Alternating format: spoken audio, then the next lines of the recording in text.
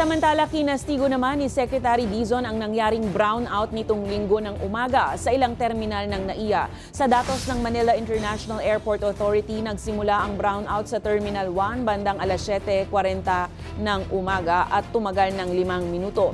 20 minutes naman ang tinagal ng brownout sa Terminal 2 habang 1 minuto ang sa Terminal 3. Tiniyak ng NIA na tinututukan ng private contractor ng NAIA ang issue sa pagtitiyak ng maayos at matatag na supply ng kuryente para hindi maantala ang ilang serbisyo at flights sa paliparan. Dapat yan, pagka nagkaroon ng power outage, the generator has to kick in immediately. Dapat yan, walang 1 minuto. Kick up na yan, magkakaroon na ulit. So, unacceptable yung 5 minutes, unacceptable lalo na yung sa Terminal 2 na mahigit 20 minutos.